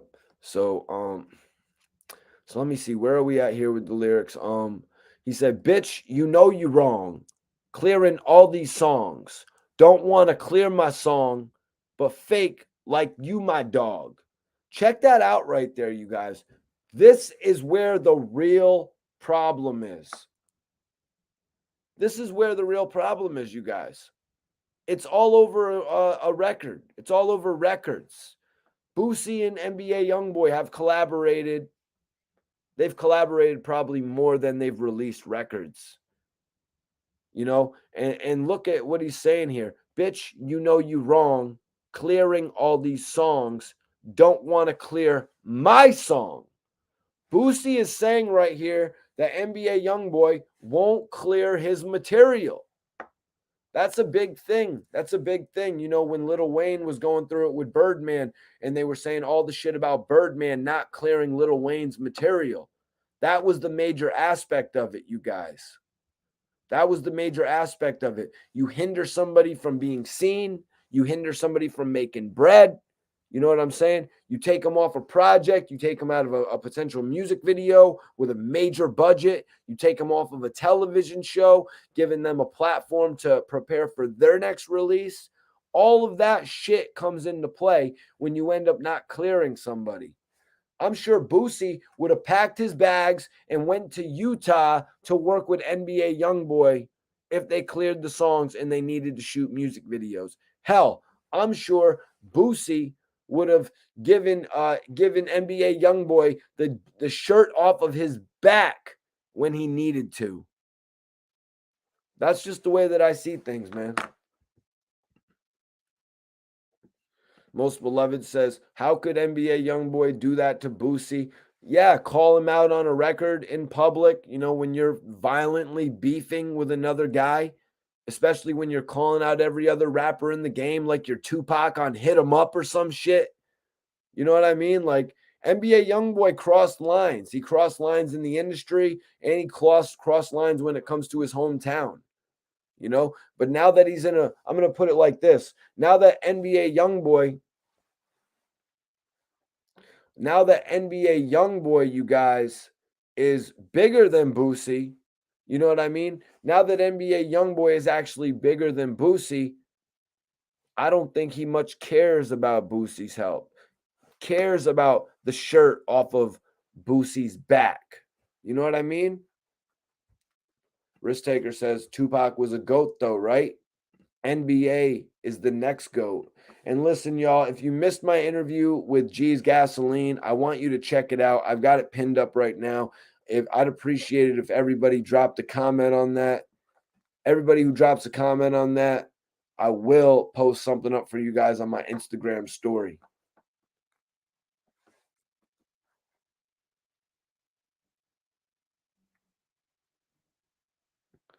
It's all good, Martin. I appreciate you too, man. I just don't like want some certain stuff. I don't want it on my channel, man. I leave that shit in the past, brother.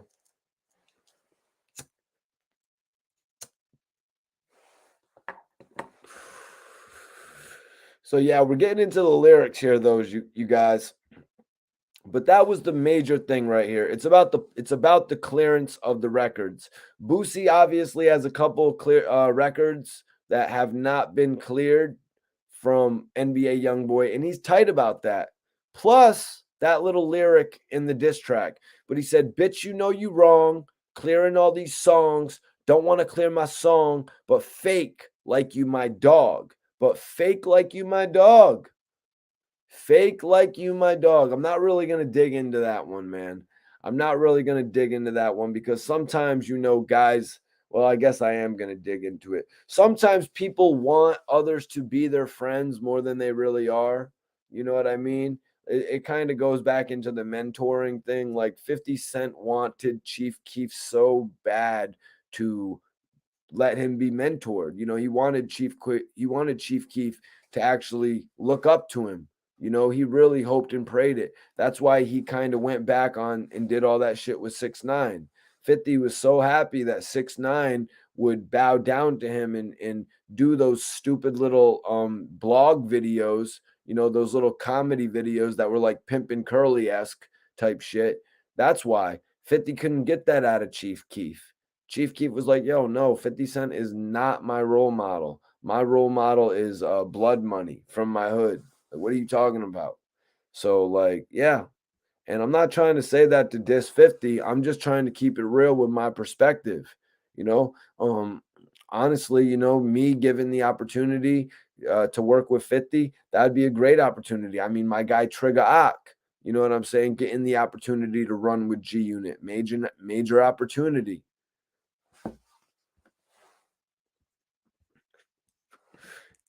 No, whoa, bro, capital third letter. Nobody said that NBA Youngboy is the next Tupac. Nobody said that one, brother. Okay. Risk Taker said, no, not next Pac. I'm talking about the legendary run in hip hop. NBA Youngboy can sing and rap. Tupac can dance and rap. Yeah, man. NBA Youngboy is definitely worth taking a second listen to if you really haven't, man. Appreciate you for tapping in, Tim. Major salute to you, brother. Okay, yeah. I remember I was talking about that though, because the way that NBA Youngboy did his diss record, he was like Tupac. He was like Tupac on Hit 'Em Up. Pac was at you if you were a member of the staff, the record label, or the crew. You know what I mean? And NBA Youngboy was after Little Durk just like that. If you had done a song with Little Durk, if you'd done a video with Little Durk, or if you were his family, NBA Youngboy was on your ass. That's why I was comparing them. You know, like NBA Youngboy was really ruthless. No Easy E. I'm talking Tupac hit him up ruthless on his shit. Even though, when I'm listening to it with one of my friends, he's like, I really can't understand what he's saying. So let's get into it. So he said, that's that fake shit. Don't speak on me no more. You know that I don't go for that. Let's keep it real. You were a hoe for that. I mean, yeah, obviously true.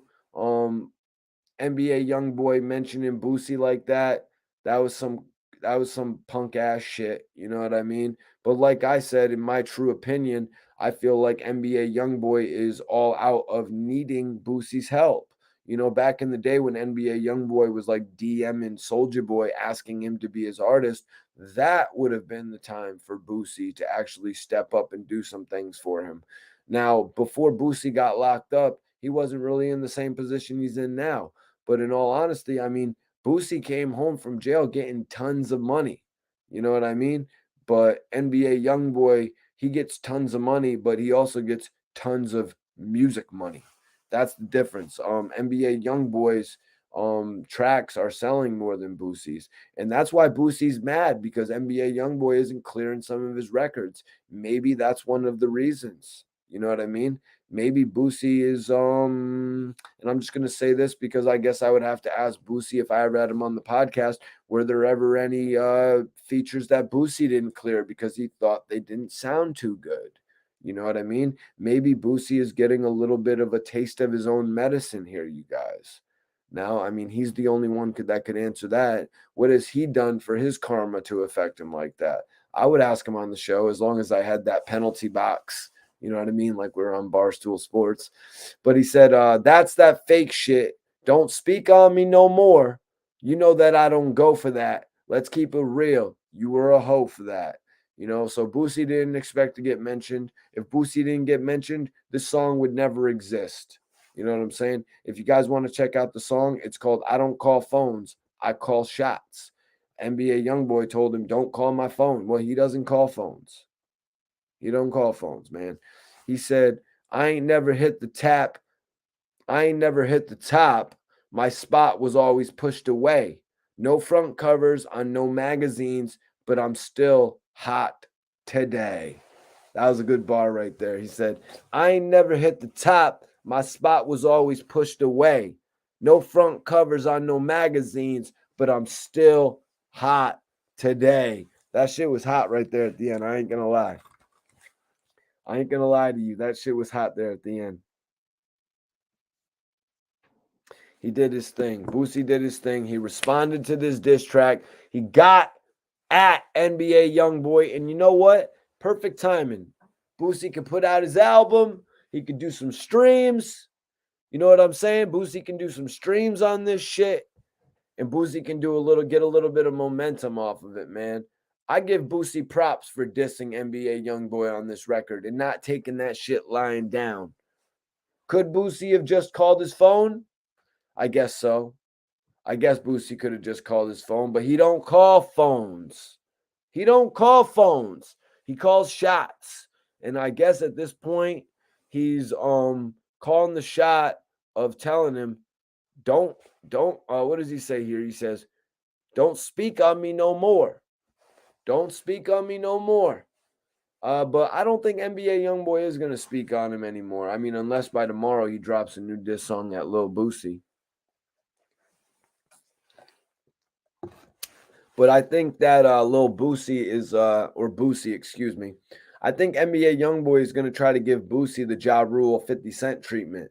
You know what I mean? Like he's going to do what Ja Rule did. He's going to kind of try to treat Boosie like he doesn't exist. You know what I mean? He's going to try to treat Boosie like he doesn't exist, you guys, because if he responds to Boosie, then Boosie's just going to be lit. Boosie's just going to be popping again, man. So it's a win for Boosie getting mentioned, because he got put back in everybody's head. But it's also a win for Boosie now because he makes a song off of it. So yeah, man, it's really crazy to see this happening between them, man.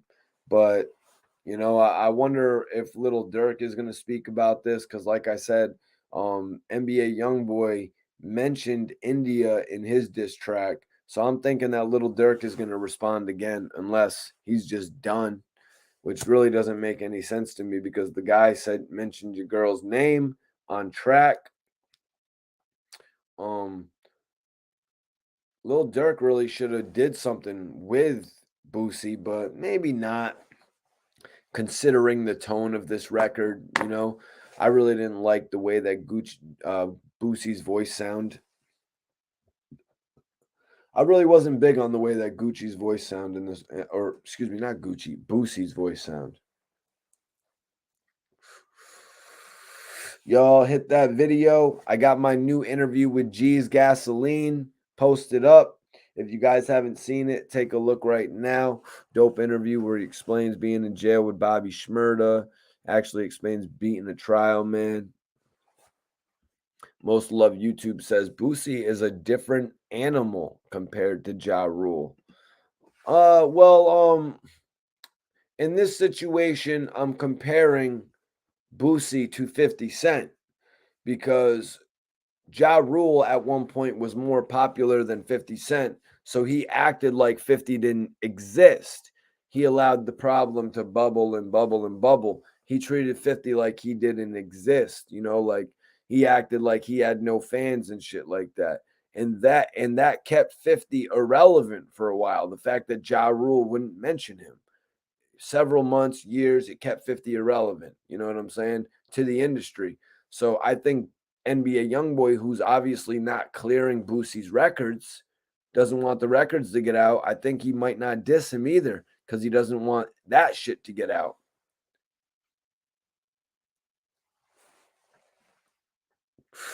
He doesn't, no, excuse me. He doesn't want to diss him either because he doesn't want him to get any more buzz.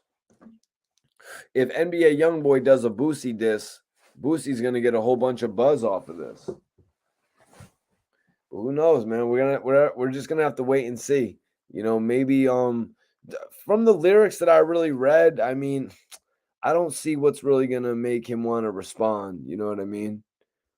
Like when I'm saying that little Durk is gonna want to respond because of the fact that he mentioned India, I don't really see much of what he would want to respond to. Now the end here where he says, "I ain't never hit the top. My spot was always pushed away. No front covers on no magazines, but I'm still hot today." Let me see. Boosie's situation, he was really on the way when his album, what was it called? What was it called? Super what? Super Bad, the album, really? Yeah, Super Bad, The Return of Boosie, the album. When that was coming out, you guys, he was really gaining a lot of momentum. If he didn't get locked up, he really was going to be the next big thing, like in reality. And just because of the fact that he got locked up when he finally came home, I think was it 5 years later? I'm really hoping it was. I think it was about 5 years later. The maximum I would say 8. No, I think Remy was 8.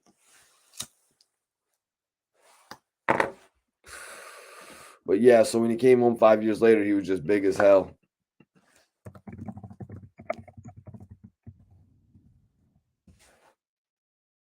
Wow. Oh yeah, in 2011 he was sentenced to 8 years in prison. Yeah, because he was smuggling shit into the jail and shit.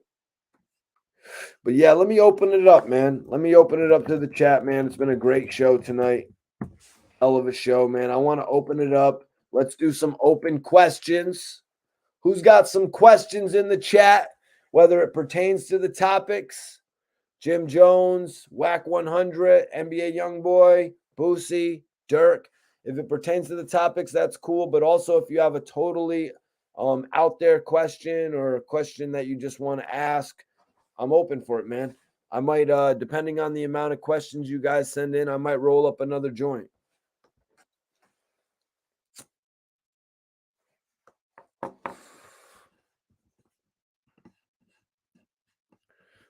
Second.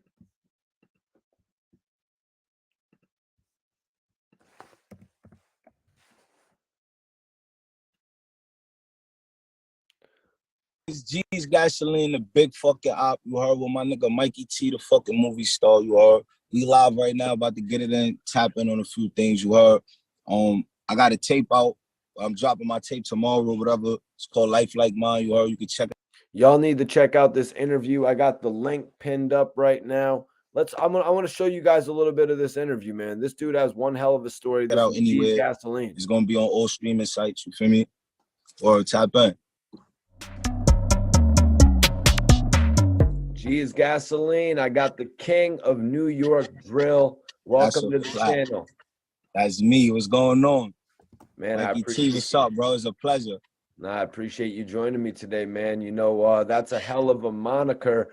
I got to ask you, like, you know, how did you come up with that? The King of New York Drill. It's a big title. You know, we've had the King of the South, T.I. We've had the King of Philly. That's Gilly. But now we've got the King of New York Drill.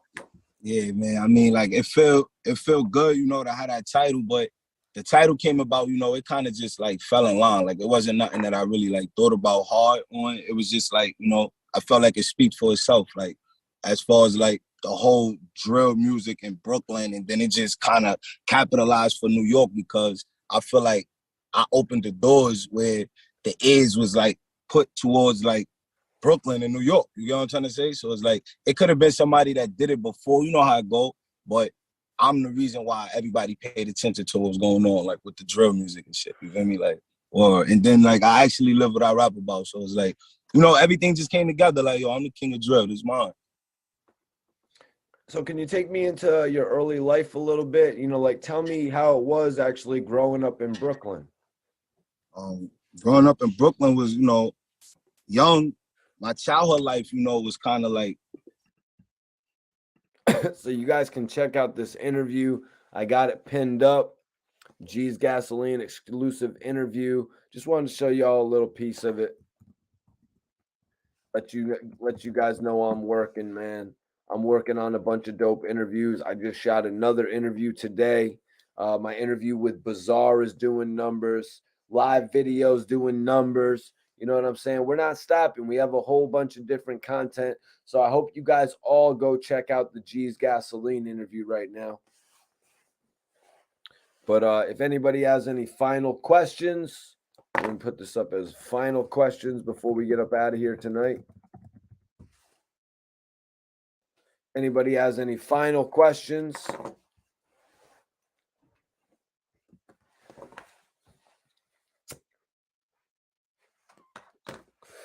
I'm going to play some of the interviews so you guys could check it out. It was kind of rough, you know, as far as like, you know, being in the hood. I was a part of gangs, you know, gang banging, shit like that, hood shit, like since young, you feel me? So I really didn't enjoy, like, I didn't have like a normal childhood like everybody else really, like a few other people probably had, but it was rough, but I'm definitely feel like surviving that, I could survive anywhere, you feel me?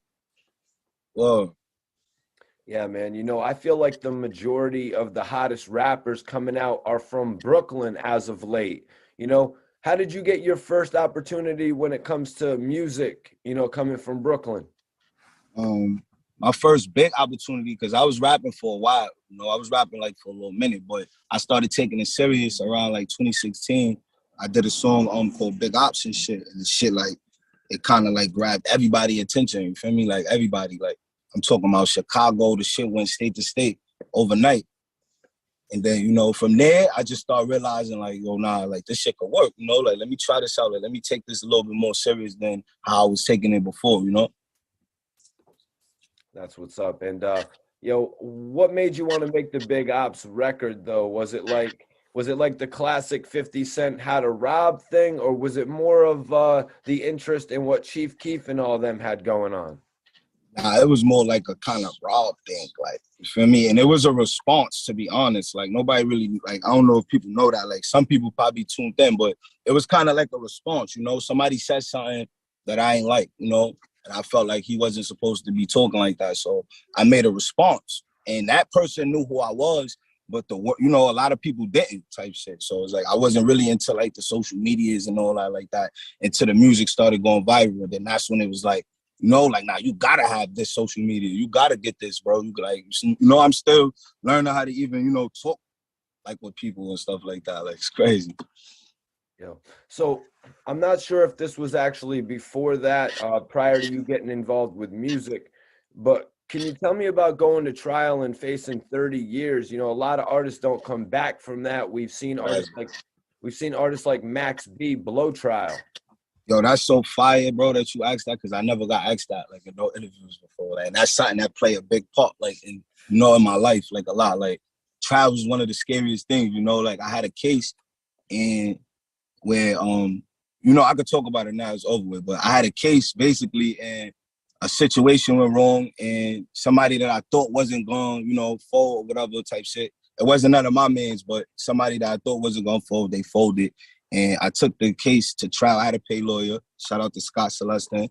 You feel me? And that shit was crazy, It was offering me 12 years. I ain't take the 12 years. Then it went down to 6 years. I was gonna take the 6 years, like at the pre-trial hearing. And then from there, my family, everybody was like, nah, like I feel like you got it. He not gonna come to court. And the nigga showed up to court and all that. Came there, you feel me? But my lawyer was digging in their eyes as far as just like probable causes and like certain things like just went wrong in the situation, and they usually harass me a lot. So that kind of worked on my behalf too.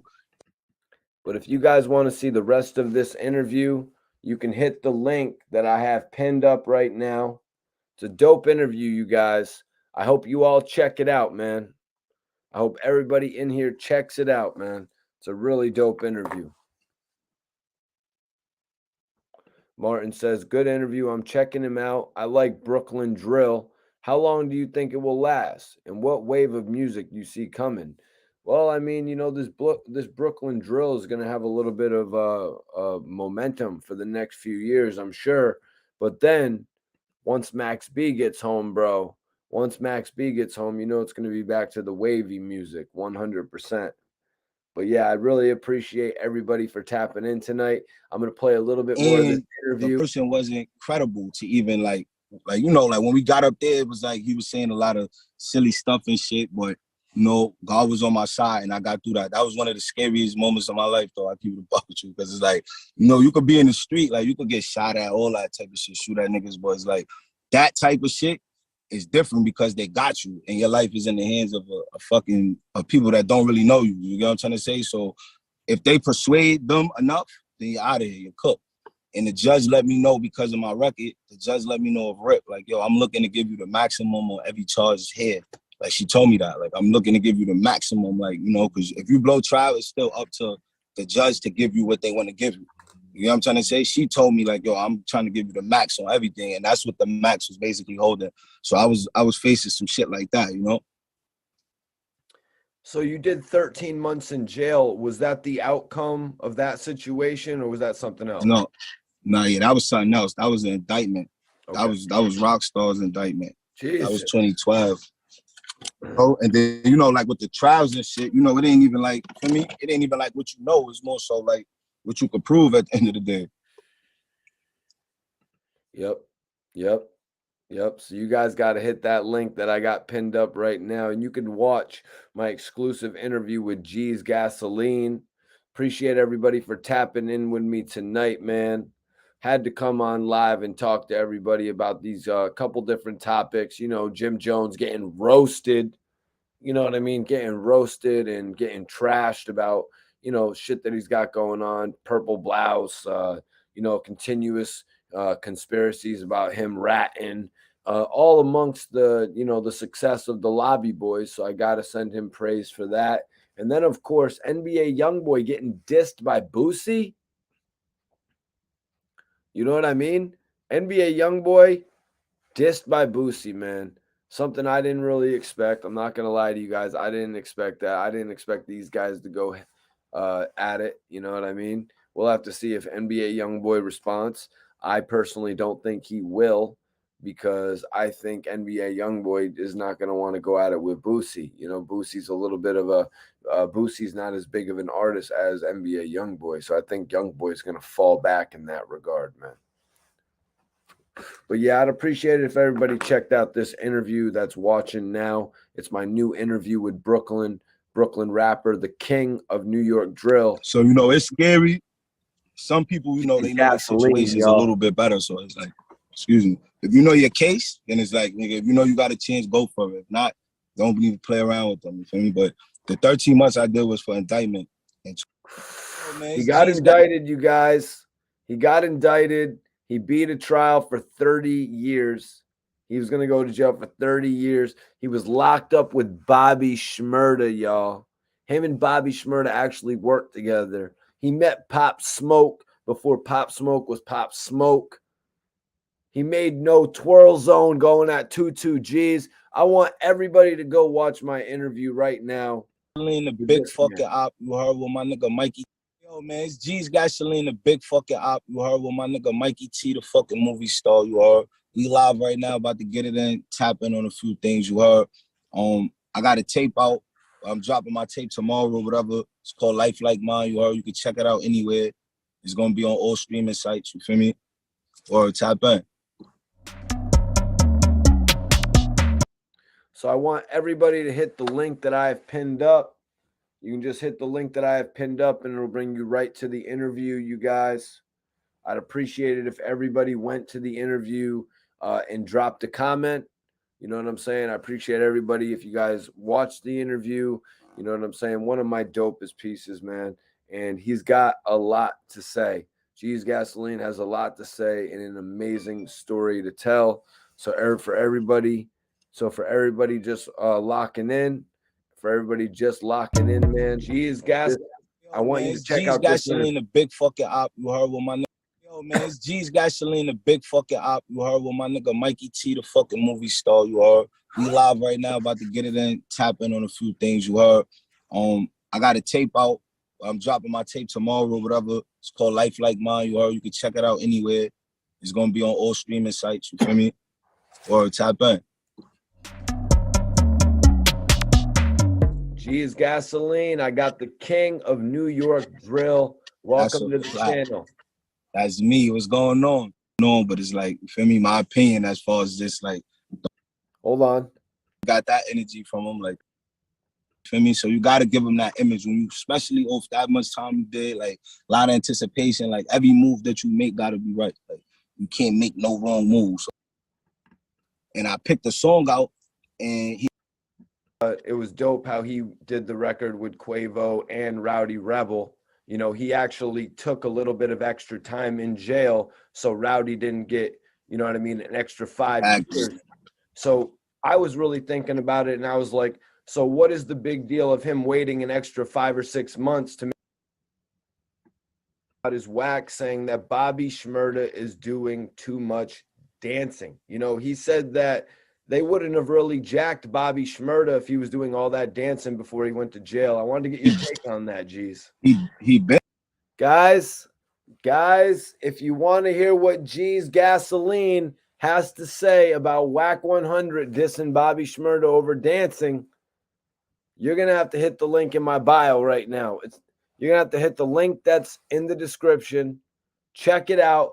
The full interview with G's Gasoline from Brooklyn, New York, the king of New York drill. If you want to hear what the king of New York drill has to say about Wack 100, click the link that's pinned right now, y'all. I'll let y'all do that, man. Do it right now. I appreciate everybody for tuning in on this live video tonight. I'm your host, Mikey T, the movie star. I will be back tomorrow night, of course, and I've got a new exclusive interview. I just did an exclusive interview with Easy the Block Captain, y'all. I completed an interview with Easy the Block Captain tonight. That's right, the villain from Fresh Prince of Bel-Air, the hottest battle rapper of the moment, acclaimed from the likes of Hollow the Don and K Walker.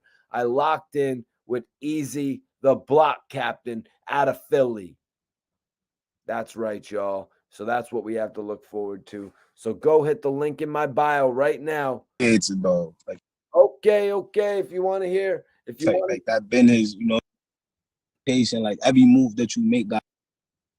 You know, he said that they wouldn't have really jacked Bobby Shmurda if he was doing all that dancing before he went to jail. I wanted to get your take on that, G's. Okay.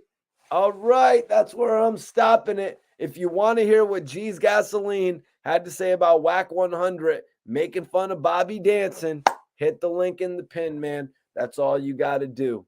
That's all you got to do. Hit the link that's pinned up on the chat or hit the link in the description if you're watching this video on demand. The video link is right in the description. I look forward to seeing all of your comments on the interview, man. And I really appreciate everybody tuning in tonight. I will see you all on the next episode, man. Appreciate y'all.